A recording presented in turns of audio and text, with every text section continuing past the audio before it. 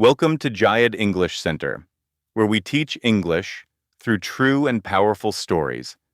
Tonight's story is not just about tragedy, it's about innocence, hope, and the world that came together for one little girl.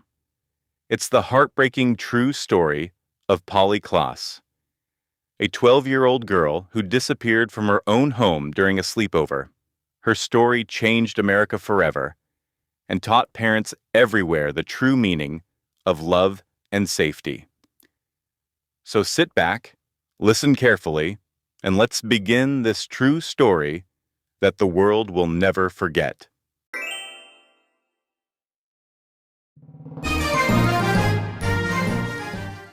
It was a calm autumn night, October 1st, 1993, in the quiet little town of Petaluma, California. The streets were silent, the stars were bright, and inside, one small house, three young girls were laughing. Polly Klaas, only 12 years old, was hosting a sleepover for her two best friends. It was a big night for her, her first slumber party ever.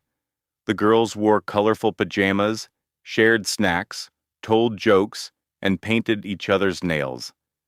They made friendship bracelets and promised to stay awake until sunrise. The air was full of joy.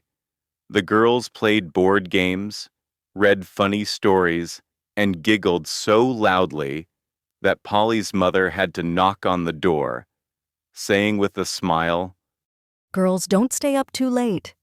They all laughed again and whispered secrets only best friends could understand. About school, crushes, and dreams. It was supposed to be a night of fun, friendship, and laughter, a memory they would talk about for years. But around 10:30 p.m., everything changed. As the laughter faded into quiet whispers, the room suddenly felt different, cold, heavy, silent. Then, the bedroom window creaked open. At first, the girls thought it was the wind. But then, a shadow moved. A man stepped inside, tall, rough, and dirty. His eyes were wild, and in his hand he held a knife that glinted in the moonlight. He said in a low, shaking voice, "Don't scream, I just need money. I won't hurt anyone." The girls froze, hearts pounding, hands shaking. They wanted to scream, but fear held their voices still. He moved closer, his steps slow and heavy. He tied their hands with pieces of cloth, one by one. Tears ran down their faces as they stared at each other, too afraid to move. Then, pointing the knife, he whispered to Polly, "You, come with me." The other girls started to cry, whispering, "Please don't take her, please." "Please, don't take her, please." But the man didn't stop. He grabbed Polly by the arm, pulled her toward the window, and forced her into the darkness outside. The sound of the night swallowed her voice. The window fell shut. Silence returned to the room, a silence that felt colder than death. The two friends sat there, tied and trembling, staring at the empty space where Polly had been just moments ago. They were too young to understand what had really happened, too scared to know that this night would change everything. That was the last time anyone saw Polly Klaas alive.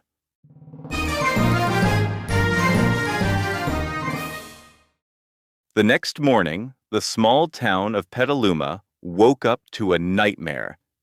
Polly Klaas, the smiling, kind 12-year-old girl who loved drawing and dreamed of being an actress, was missing. Her mother, Mark Klaas, ran from room to room, screaming her daughter's name. Polly, where are you?" But the house was empty, the window was open, and her little girl was gone. Within hours, the police arrived. Neighbors came rushing to help, still in their pajamas, tears in their eyes. It was no longer just one family's fear. It became the fear of an entire community. Posters were printed, photos of Polly, her bright smile, her kind eyes, were taped on streetlights, school gates, and grocery store windows. Everywhere you looked, her face was there. The news spread like wildfire. By the afternoon, every TV channel and newspaper in America was talking about her. 12-year-old girl kidnapped from her home. The headlines read, "It was the kind of story no parent ever wanted to see," because every parent saw their own child in Polly's face. Hundreds, then thousands of volunteers joined the search. They walked through forests, fields, and rivers, carrying flashlights and hope in their trembling hands. They searched under bridges, behind barns, along the highways. Every few hours, someone shouted, "Did you find anything?" but the answer was always silence. Helicopters flew above the hills, their bright searchlights sweeping over the trees like restless eyes. Police dogs sniffed the ground, tracking footprints that disappeared in the dust. The FBI joined the case, posters saying, "Find Polly." were sent across the entire country. Even Hollywood stars joined the mission.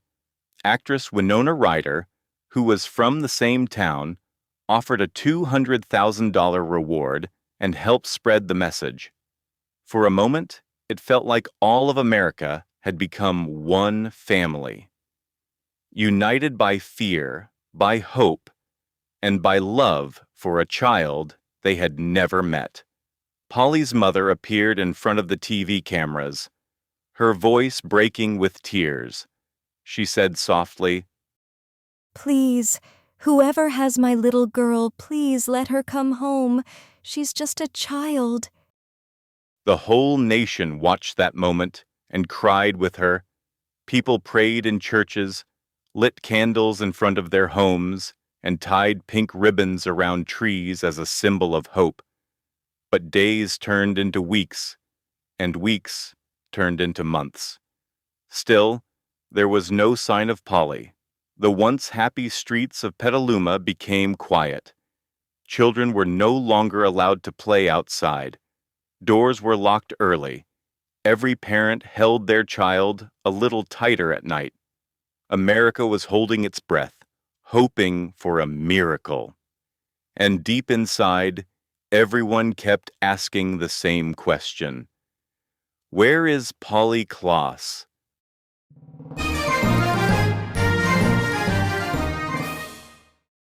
Two long months had passed. Winter had come to Petaluma. The posters were still hanging on walls, but they were getting old and faded. People still hoped, but their hearts were tired. And then, one small clue changed everything. A man named Richard Allen Davis was arrested for another crime, stealing a car. When police checked his vehicle, they noticed something strange. Inside, there was a piece of white cloth, the same kind that had been used to tie Polly's friends on that terrible night.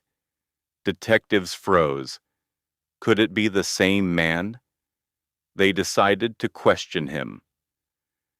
At first, Davis acted calm.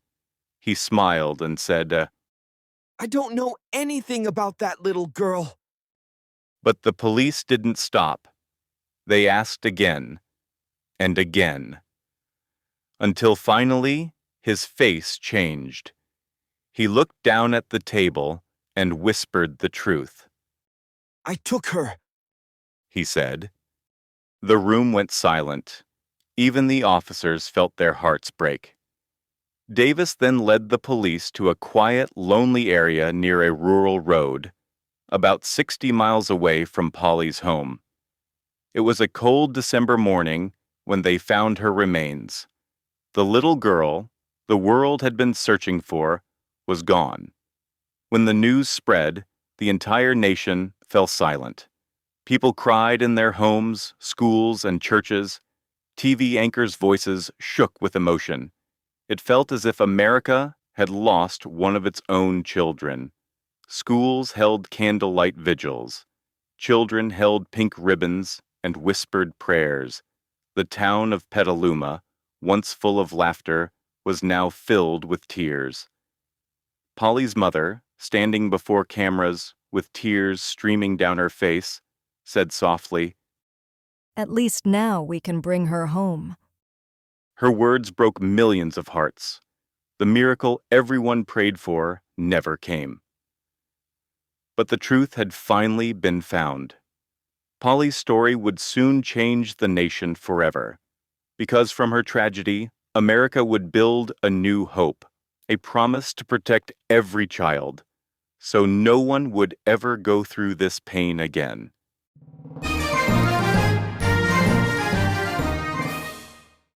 Polly's death broke hearts, but it also changed America forever.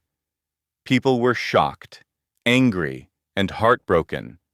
How could an innocent child be taken from her own home? The whole country stood together and said, Never again. Never again. Never again. Leaders, parents, and lawmakers began working to protect every child. Not long after, a new law was passed, the Three Strikes Law. It meant that dangerous repeat criminals would never walk free again. Polly's story also inspired new safety systems, like the Amber Alert, which sends instant messages and alarms across phones, radios, and TVs whenever a child goes missing. Her parents created the Polly Klaas Foundation, a group that helps families search for missing children and spreads awareness about child safety. Even though Polly was gone, her name became a symbol of hope, a reminder that love and unity can rise even from tragedy. Every time an Amber Alert saves a life, every time a lost child comes home, it is her spirit, Polly's spirit, shining in the hearts of millions.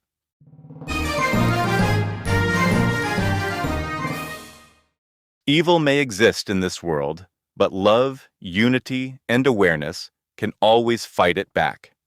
Polly Klaas's story is not just about loss. It's about how one child's tragedy opened the eyes of a whole nation. Because of her, millions of parents learned to protect their children better. Because of her, communities started to care for one another again. Her story reminds us that light can still rise from darkness, and that even one small voice, one innocent child, can make a difference that lasts forever. So whenever you hear an Amber Alert or see a poster for a missing child, remember Polly, and remember that your awareness could save a life. Thank you for watching Jaed English Center. If this story touched your heart and helped you learn English, please like, share, and subscribe. Because here, every story teaches two things: a lesson in life and a lesson in language. See you in the next video.